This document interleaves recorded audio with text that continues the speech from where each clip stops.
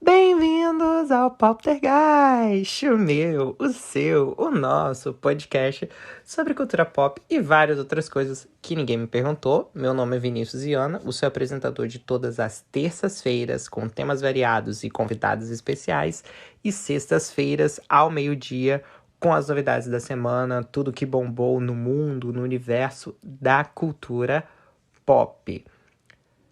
Essa semana a gente teve um episódio super especial falando sobre os 10 anos de Ariana Grande, 10 anos de Yours Truly, né?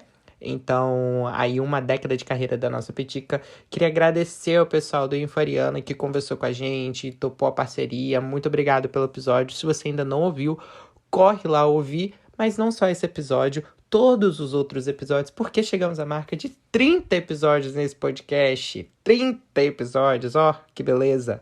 Muita coisa pra você tá ouvindo aí. Tem episódio sobre a Ariana, sobre a Anitta. A gente falou sobre Vermelho e Branco e Sangue Azul. Já falamos sobre Selena, sobre Taylor. Falamos de Numanice.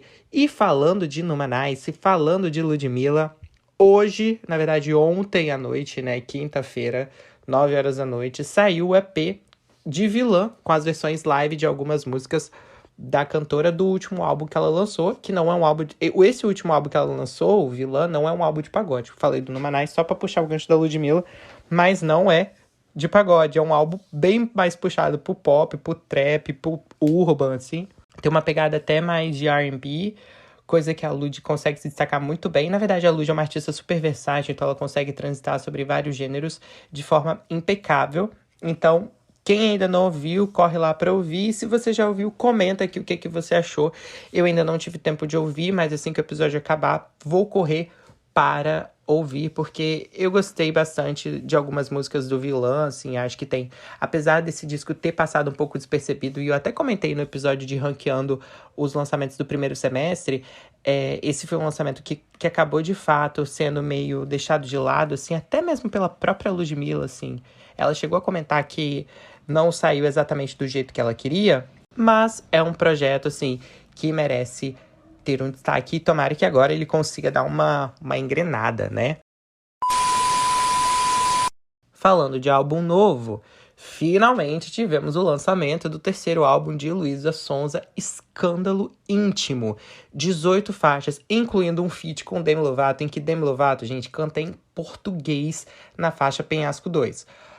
Faixa que, inclusive, estreou em primeiro lugar no Spotify, com mais de 2 milhões de plays, e até chegou a figurar no top 50 da parada mundial do Spotify. Olha só que bacana. Mas não parou por aí não, tá? Porque o disco ele ainda debutou com mais de 15 milhões de plays em 24 horas. Foi o maior debut de um álbum no Spotify brasileiro.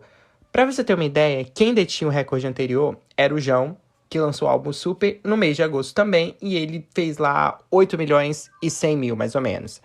Antes do João, quem tava com o recorde era Taylor Swift com o Midnight, também 8 milhões lá por aí. O João bateu só um pouquinho. 15 milhões foram feitos pela Luísa Sonza, ou seja, ela praticamente dobrou os números do João, para vocês verem a magnitude desse álbum, que tem dado muito o que falar. Inclusive, a Luísa tirou do Spotify, lá do primeiro lugar, a Juliette. A Juliette alcançou essa semana pela primeira vez o topo, né, da parada do Spotify brasileiro, com a música Tango, que aparentemente tá ganhando um pouco de destaque ali no Spotify.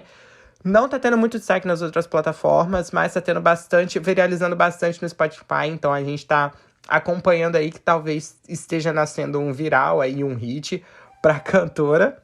Mas Escândalo Íntimo tem quebrado muitos recordes e, pra falar a verdade, eu gostei muito desse disco, assim.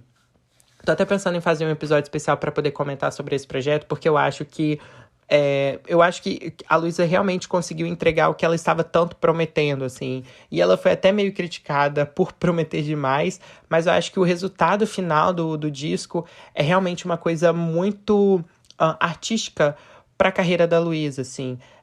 O Doce 22, apesar de ter grandes feitos, né, ele ainda era um álbum que soava muito mainstream e tinha uma preocupação muito importante em ser vendável, em ser comercial, em ter hits dentro dele, né? Eu sinto que no Escândalo Íntimo, claro que essa preocupação ainda existe, porque a gente ainda consegue ouvir faixas super comerciais, a gente ainda consegue ouvir músicas que talvez tenham sido feitas, pensadas para serem single ou não, mas são músicas que funcionariam muito bem como single, mas eu acho que existe um cuidado muito maior com a parte artística desse projeto, assim. Eu sinto que houve um amadurecimento das letras e principalmente na produção, porque não tem uma faixa ali que a produção, ela seja, acredito que mediana, assim.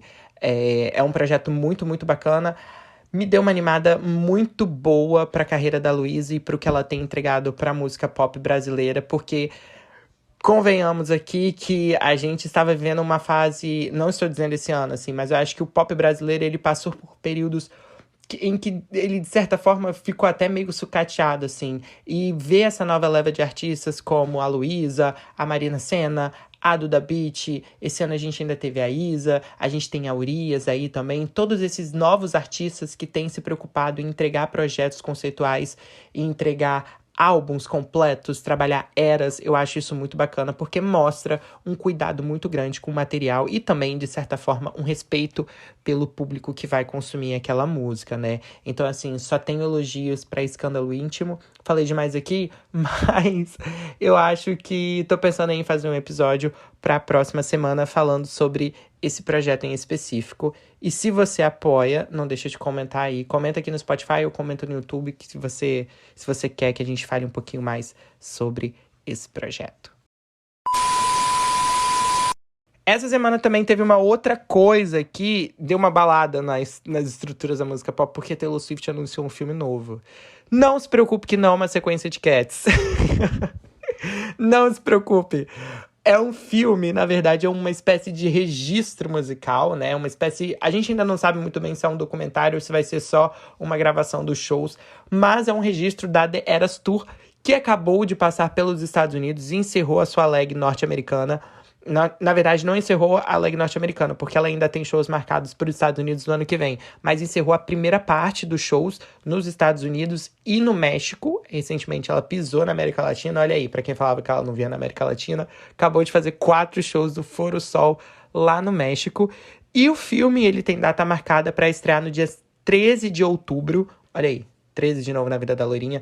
13 de outubro nos cinemas norte-americanos, Estados Unidos, Canadá e México, por enquanto. Não temos informações se o filme ele vai estrear em outros países, incluindo o Brasil, mas tá rolando um burburinho aí de que essa data aí nos cinemas norte-americanos é porque a turnê, né, só passou por lá até agora, e talvez a gente tenha uma expectativa do filme chegar aqui depois que a Taylor desembarcar no Brasil, que ela desembarca em novembro para 6 shows, 3 no Rio de Janeiro e 3 em São Paulo. 3 shows no Engenhão, 3 shows lá no Allianz Parque, em São Paulo. Então aí a gente vai ter um registro da The Eras Tour. Ela já lançou o trailer. Parece que tá uma coisa, assim, surreal, assim, as gravações. Fiquei muito animado, porque já mostrou que tá uma edição bem melhor do que a do 1989 World Tour. Que te dá uma tonteira, que você fica perdido, você não sabe muito bem o que tá acontecendo. Mas... outros tempos na carreira de Taylor, né? Agora a gente tem um cuidado muito maior, porque inclusive Taylor Swift está caminhando para ser diretora, tá? Saiu até uma notícia recentemente de que ela vai escrever e dirigir um filme, um filme mesmo, né? Com uma narrativa, com uma história, e não só um curta como ela fez com All Too Well no relançamento do Red. Pra encerrar o episódio dessa semana, vem aí uma dica de filme que eu assisti e eu fiquei pensando nele, assim, porque eu queria muito falar e eu acho que a gente precisa falar muito sobre esse filme, que é Que Horas Eu Te Pego, com a Jennifer Lawrence. Esse filme, ele deve chegar na HBO Max no final desse mês. Aparentemente, é 29 de setembro que ele deve chegar disponível para stream na HBO Max. Mas ele já tá disponível para aluguel. Então, quem aí não quiser esperar, já pode ver o filme. E olha, eu preciso deixar minha admiração pra Jennifer Lawrence. Sou fã de Jennifer Lawrence desde a época de Jogos Vorazes, amo ela desde que ela era Katniss, mas nesse filme ela tá impecável de bonita. Ela tá maravilhosa. O timing pra comédia dela sempre foi um timing muito bom, ela acerta. E a história do filme, assim, é super maluca, com cenas bizarras. Você nunca sabe o que esperar da próxima cena. O que eu amo isso em filmes de comédia, porque eu acho que filmes de comédia, eles precisam ser imprevisíveis. E quanto mais imprevisível, melhor o resultado, acredito eu. No filme, Jennifer Lawrence tem 32 anos e aí ela tá, assim, falida, tá sem grana, vai perder a casa e precisa salvar a sua casa. E aí, pra salvar a casa dela, ela acaba aceitando se envolver com um menino que é bem mais novo do que ela, porque os pais querem tirar esse menino da bolha dele, que é ele é meio nerd, assim, meio nerd mesmo. Então, super bacana o filme. Que Horas Eu Te Pego? Tá disponível para aluguel, mas se você quiser e aguentar esperar, final do mês tá na HBO Max. Queria agradecer a você que ouviu o episódio até aqui, que você que tem ouvido todos os nossos episódios, todos os nossos 30 episódios. E se for o seu primeiro episódio ouvindo o nosso podcast, não deixa de ouvir os outros conteúdos que a gente fez. Não deixa de seguir a gente também nas redes sociais, que é @poptergeist, no Twitter, no Instagram e no TikTok. Não deixa também de avaliar a gente no Spotify com 5 estrelinhas, seguir a gente no Spotify, seguir a gente também no YouTube, curtir o nosso vídeo no YouTube.